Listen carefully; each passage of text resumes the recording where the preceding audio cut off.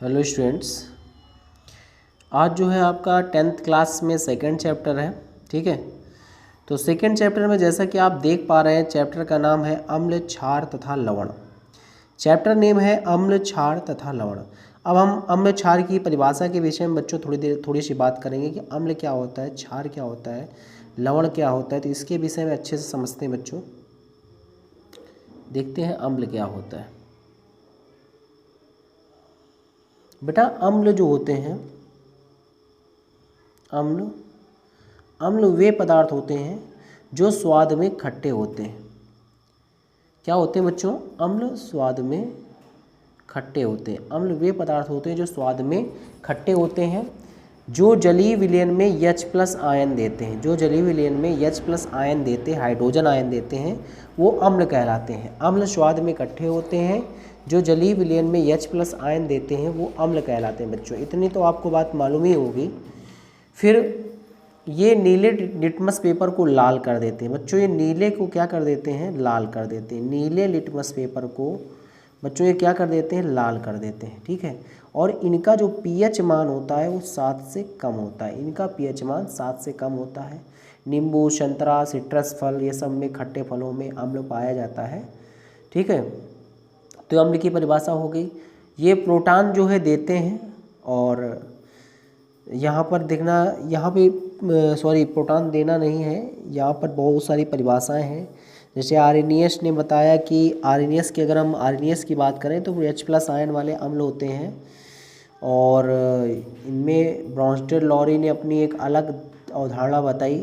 Brønsted-lorry ने बताया कि जो प्रोटॉन डोनर होते हैं, प्रोटॉन देने वाले जो होते हैं भाई साहब, वो अम्ल होते हैं। और जो इलेक्ट्रॉन रिसीवर होते हैं, लुईस ने बताया इलेक्ट्रॉन ग्रहण करने वाले अम्ल होते हैं। लुईस ने इलेक्ट्रॉन ग्रहण करने वाले अम्ल बताया, ब्रॉन्स्टेड-लॉरी ने प्रोटॉन देने वाले जो है अम्ल बताया। तो अम्ल की बहुत सारी परिभाषाएं होंगी। जैसा कि पहला बताया, अम्ल क्या होते हैं बच्चों? अम्ल जो है स्वाद में क्या होते हैं बच्चों? अम्ल स्वाद में क्या होते हैं? खट्टे होते हैं। ये नीले लिटमस पेपर को क्या कर देते हैं? लाल देते हैं। जलीय विलयन में क्या देते हैं? H+ आयन देते हैं। जो प्रोटॉन देते हैं, प्रोटॉन डोनर जो होते हैं, वो अम्ल होते हैं। ठीक है, क्षार क्या है बच्चों? क्षार वे पदार्थ होते हैं जो जलीय विलयन में OH- आयन देते हैं। ये स्वाद में तीखे होते हैं और इनका pH मान 7 से ज़्यादा होता है। ठीक है, और ब्रॉन्स्टेड-लॉरी के अनुसार जो प्रोटॉन ग्राही होते हैं, जो प्रोटॉन ग्रहण करते हैं, वो आपके क्षार होते हैं। और इलेक्ट्रॉन दाता जो होते हैं, लुईस के अनुसार, वो क्षार होते हैं। जैसे NaOH, KOH, potassium hydroxide, sodium hydroxide, calcium hydroxide, ये सब के सब क्षार होते हैं बच्चों। अब हम बात करें लवण की, तो जब अम्ल क्षार से क्रिया करता है तो लवण का निर्माण करता है। जैसे HCl एक अम्ल है, NaOH एक क्षार है, H और OH दोनों में है। यहाँ Na और Cl मिलकर NaCl बन जाता है। NaCl को ही नमक कहते हैं, लवण कहते हैं, प्लस H2O बनता है। जब लवण और जल दोनों बन जाए तो इस क्रिया को बच्चों उदासीनीकरण क्रिया कहते हैं। इस क्रिया को उदासीनीकरण क्रिया कहते हैं। ठीक है बच्चों, तो अम्ल, क्षार, लवण की परिभाषा के बारे में बात कर लिया बच्चों। अब हम बात करेंगे pH मान और pOH मान की। बच्चों आप लोगों ने pH मान जरूर पढ़ा होगा। pH मान क्या होता है बच्चों? pH मान समझ लीजिए। pH मान की परिभाषा आज से अब कभी भूलेगी नहीं आपको। pH मान क्या होता है? हाइड्रोजन आयन सांद्रता की, ये ब्रैकेट जो लगा है सांद्रता को व्यक्त करता है। ऋण लाग को pH मान कहते हैं। हाइड्रोजन आयन सांद्रता के ऋण लाग को pH मान कहते हैं। ठीक है, आपके सामने परिभाषा लिख गई, हाइड्रोजन आयन सांद्रता के ऋण लाग को pH मान कहते हैं। हाइड्रोजन आयन सांद्रता के ऋण लाग को pH मान कहते हैं। ठीक है, क्लियर हो गया होगा बच्चों। या फिर एक दूसरी परिभाषा है, H+ आयन बराबर होता है 10 की पावर माइनस pH। तो यहाँ बोलेंगे pH मान 10 की वह ऋणात्मक घात है, 10 की वह माइनस घात है जो हाइड्रोजन आयन सांद्रता को व्यक्त करे। ठीक है, दूसरी परिभाषा है। दो सूत्र आपके सामने pH मान के लिखे हैं, आप नोट कर सकते हैं। ठीक है, अब बच्चों pOH मान की बात करेंगे। तो pOH मान क्या होता है? हाइड्रोक्साइड आयन सांद्रता के ऋण लाग को pOH मान कहते हैं। हाइड्रोक्साइड आयन सांद्रता के ऋण लाग को pOH मान कहते हैं। और या फिर pOH मान 10 की वह ऋणात्मक घात है, pOH मान 10 की वह ऋणात्मक घात है जो हाइड्रोक्साइड आयन सांद्रता को व्यक्त करे। ये pOH मान है बच्चों। pOH मान के दोनों सूत्र हैं, देख लीजिए आप लोग। अब आपको पीएच रेंज बनवाते हैं। पीएच रेंज क्या होती है, जैसे एक सीधी लाइन खींच दें बच्चों, जैसे 0 से स्टार्ट करें, 0 1 2 3 4 5 6 7 8 9 10 11 12 13 14 14 तक होता है, ठीक है बच्चों।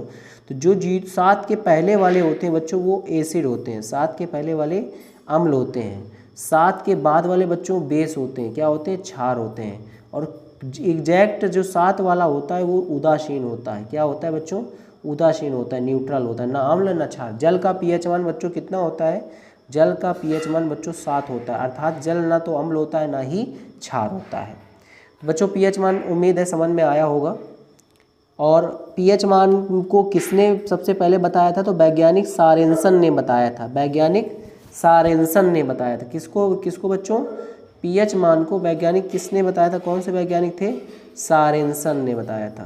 तो परिभाषा समझ में आई, पीएच मान किसे कहते हैं, हाइड्रोजन आयन, हाइड्रोजन आयन, फिर से लिख रहे हैं, हाइड्रोजन आयन, ये ब्रैकेट माने सांद्रता के ऋण लाग को क्या कहते हैं बच्चों, पीएच मान कहते हैं, ठीक है।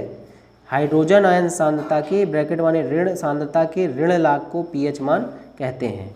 पीओएच मान क्या लिखोगे, पीओएच मान में लिखोगे हाइड्रोक्साइड आयन सांद्रता के ऋण लाग को पीओएच मान कहते हैं। इसका दूसरा सूत्र होता है OH माइनस आयन बराबर 10 की पावर माइनस POH। नोट कर लें बच्चों, स्क्रीनशॉट ले लें। तो पीएच और पीओएच भी क्लियर हो गया होगा। अब कभी कभी पीएच और पीओएच में संबंध आता है। सबसे पहले आप परिभाषा समझ लें, जल का आयनिक गुणनफल, जल का आयनिक गुणनफल, जल का आयनिक गुणनफल, ये क्या होता है बच्चों, आयनिक गुणनफल। तो सीधी सी बात है, आयनिक गुणनफल का मतलब ये होता है कि दो चीज़ों का गुणनफल हो रहा है। तो किसका किसका, एक होता है H+ सांद्रता और वो होती है OH माइनस सांद्रता के गुणनफल को जल का आयनिक गुणनफल कहते हैं। बच्चों इसका मान 10 की पावर माइनस 14 होता है, इसका मान 10 की पावर माइनस 14 होता है। नोट कर लें, जल के आयनिक गुणनफल का मान 10 की पावर माइनस 14 होता है। तो हाइड्रोजन आयन और हाइड्रोक्साइड आयन के गुणनफल को जल का आयनिक गुणनफल कहते हैं। इसका मान 10 की पावर माइनस 14 होता है, इसका मान 10 की पावर माइनस 14 होता है, ठीक है बच्चों। तो आपने उम्मीद है नोट कर लिया होगा। अब आपके मन में आ रहा हो सर 10 की पावर माइनस 14 कैसे होता है, तो मैं अभी आपको प्रूव करके दिखाता हूँ। आप लोगों ने अभी अभी पढ़ा है पीएच और पीओएच की परिभाषा, जिसमें एक सूत्र पढ़ा है अभी H+ बराबर होता है, क्या होता है बच्चों, H+ बराबर 10 की पावर माइनस का पीएच, पढ़ा है ना बच्चों आप लोग। जल की बात चलेगी तो जल का पीएच मान बच्चों कितना होता है, आप लोग बोलो जल्दी से, जल का पीएच मान कितना होता है, 7 होता है। तो यहाँ -7 हो गया। अभी अभी आप लोगों ने पढ़ा है OH माइनस बराबर पढ़ा है 10 की पावर माइनस POH, सूत्र पढ़ा है ना अभी भी। तो बेटा पीएच मान हो चाहे POH मान हो, जल का पीएच और POH दोनों साथ साथ होता है। तो जल का आयनिक गुणनफल का सूत्र बच्चों अभी क्या नोट किया आपने, H+ गुणे OH माइनस, ये तो नोट किया। तो ये देखो H+ कितना दिया गया, 10 की पावर माइनस 7 दिया गया, देखिए यहाँ पे। फिर POH वाले में भी 10 की पावर माइनस 7 दिया गया है। मैथ वाले सर पढ़ाते हैं आधार समान हो, बीच में गुणे का चिन्ह हो, घातें क्या होती हैं, जुड़ती हैं। बेटा 7 7 जोड़ोगे वो भी माइनस का 14 आ जाएगा। तो मैंने अभी भी बताया कि जल का आयनिक गुणनफल का मान 10 की पावर माइनस 14 होता है। तो आपने देख लिया कैसे होता है, समझ में आया बच्चों। जल के आयनिक गुणनफल का मान 10 की पावर माइनस 14 इसी प्रकार होता है। तो आप इसका स्क्रीनशॉट ले लीजिए।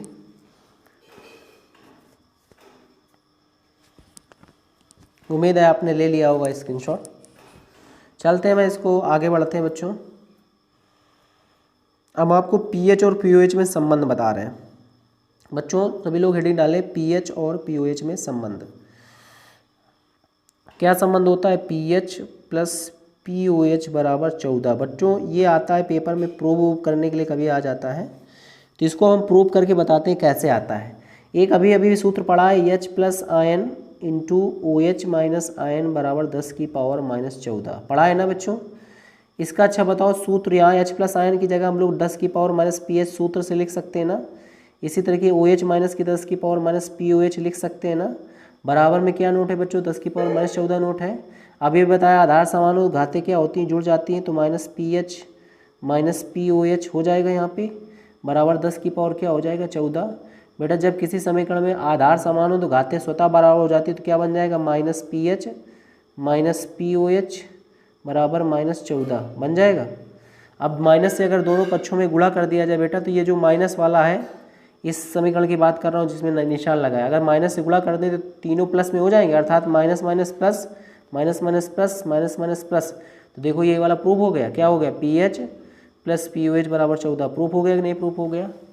आपको समझ में आया होगा उम्मीद है, तो इसका स्क्रीनशॉट ले लें।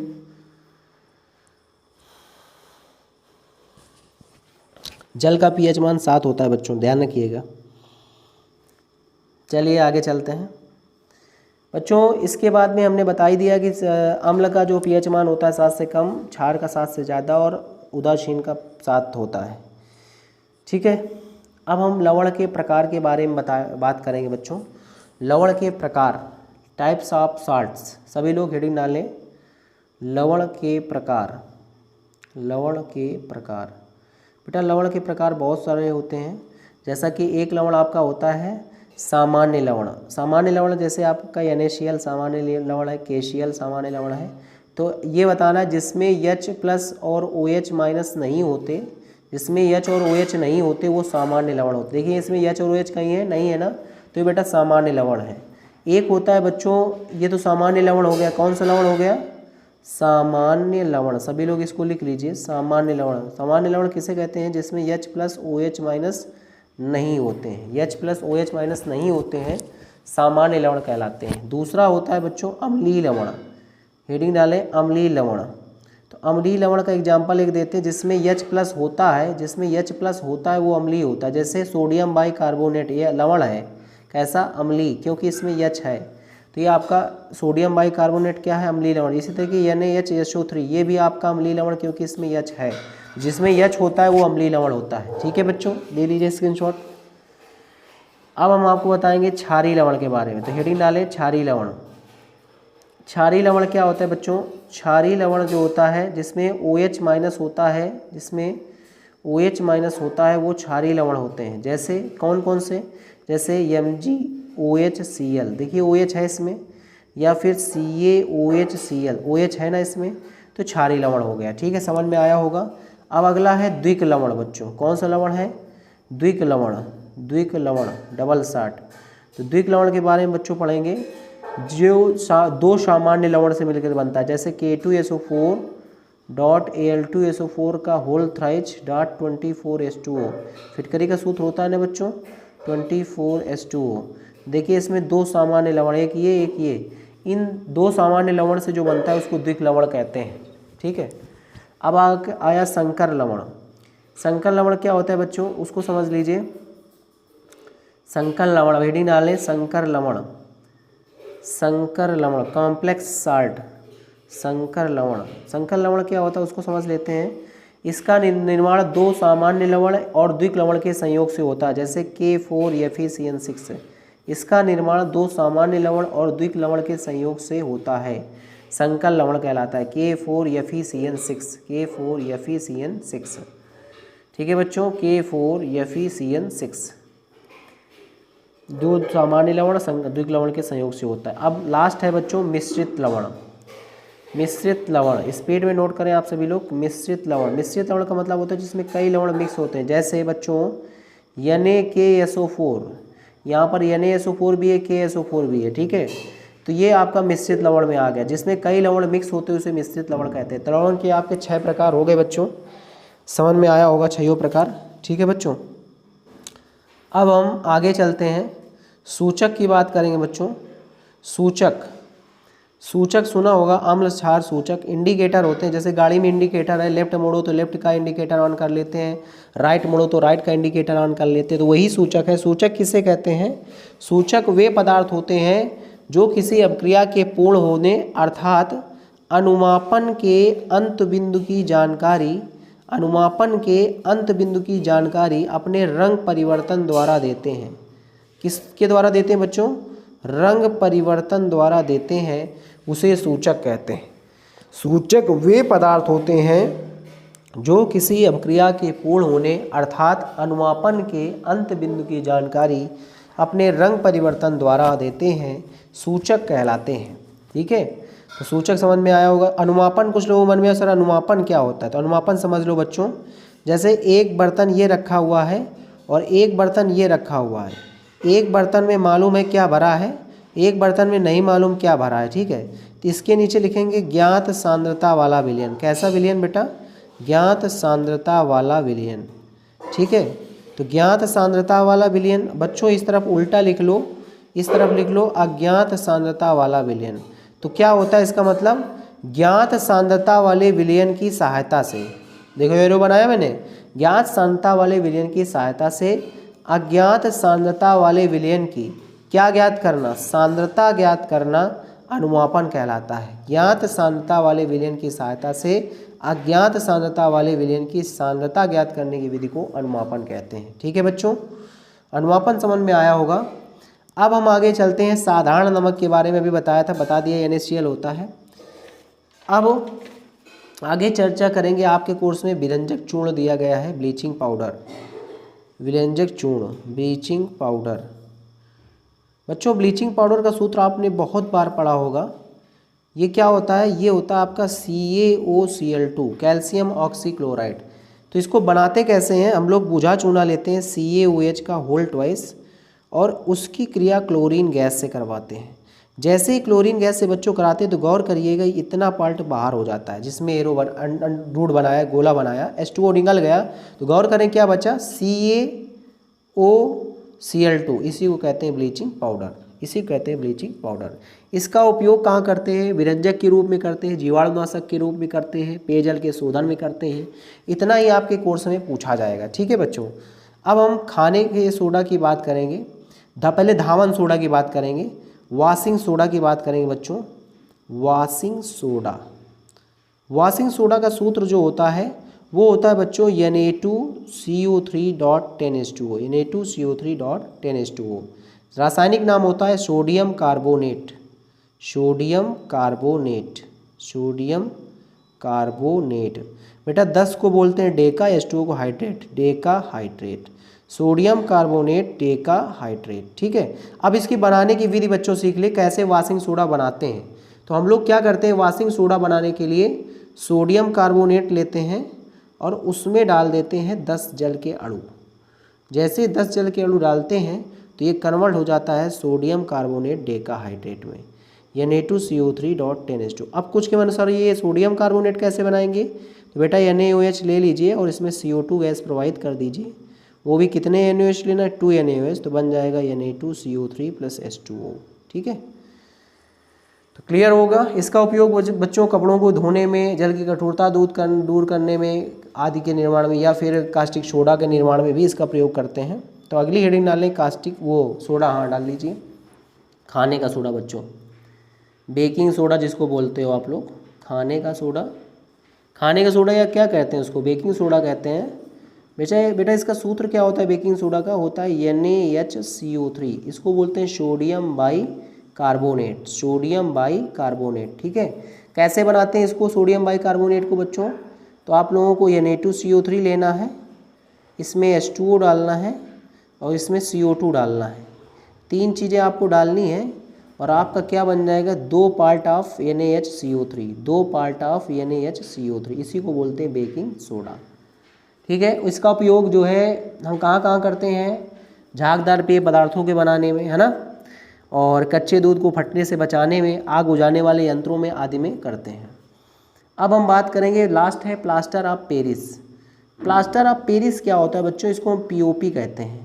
प्लास्टर ऑफ पेरिस का सूत्र होता है calcium sulphate hemihydrate, calcium sulphate hemihydrate, hemi माने आधा, H2O माने हाइड्रेट, कैल्शियम सल्फेट हेमीहाइड्रेट। अब कहोगे सर सूत्र क्या होता है? सूत्र बच्चों नोट कर लें।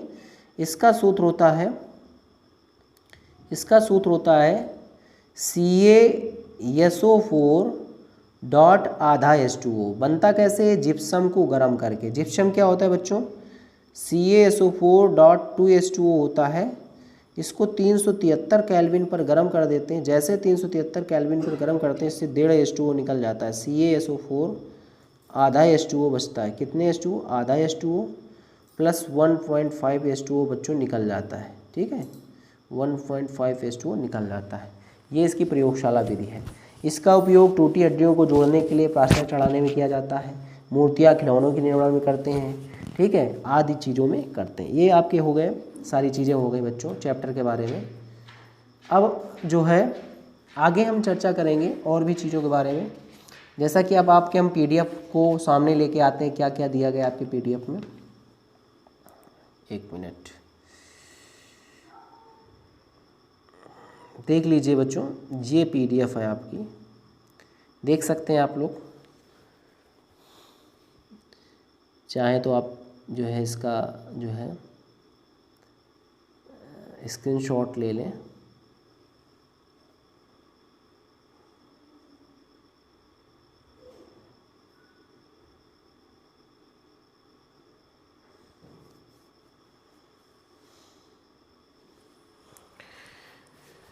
सारी चीज़ें बच्चों बता दी हैं, चैप्टर का पूरा समरी बता दी है आपको कैसे क्या करना है। देख लीजिए, आपके पास लिखा होगा किताब में, सब कुछ है।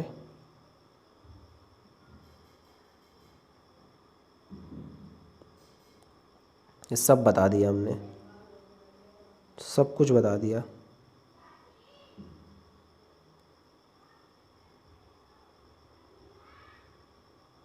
लगभग दूसरा चैप्टर बच्चों कंप्लीट हो चुका है।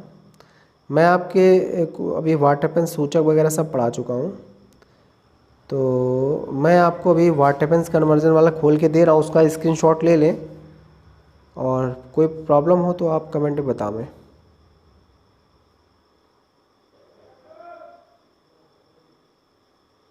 ले लीजिए इसका स्क्रीनशॉट जल्दी से। इन अभिक्रियाओं को पूर्ण कीजिए, सामने लिखा हुआ है, लीजिए स्क्रीनशॉट लें जल्दी से। उम्मीद है ले लिया होगा आपने।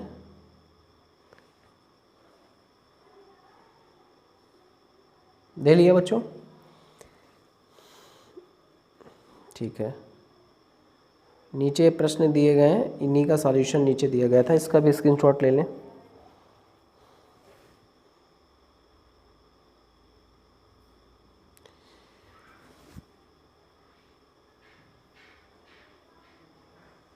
लेते जाएं स्क्रीनशॉट।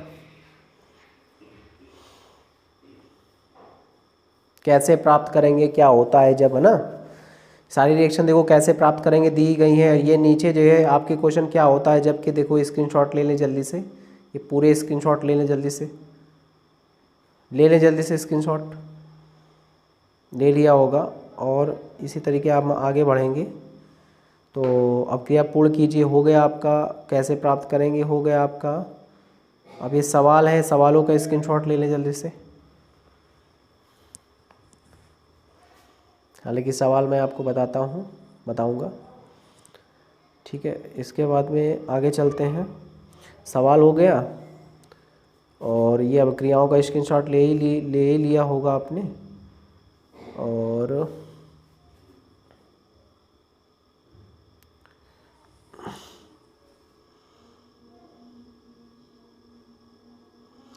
ये सारी चीज़ें बच्चों पढ़ाई दी है, आप स्क्रीनशॉट लेते जाएं, जल्दी जल्दी स्क्रीनशॉट ले लें। चलिए, तो लगभग क्लास बच्चों आपकी कंप्लीट हो चुकी है। तो बच्चों आप सभी लोग जो है कमेंट के माध्यम से अपनी समस्या बता सकते हैं। तो क्लास को यहीं पर समाप्त करते हैं। गुड नाइट बच्चों। कल के सेशन में फिर से आपको तीसरे चैप्टर के साथ में मीटिंग करते हैं बच्चों। 3-4-5 दिन में केमिस्ट्री ख़त्म करके फिजिक्स में आ जाएंगे। फिजिक्स के बाद में बायो के कुछ क्वेश्चन पढ़ाएंगे। तीनों पेपर कंप्लीट करने के बाद फिर मैथमेटिक्स में आ जाएंगे, ठीक है बच्चों।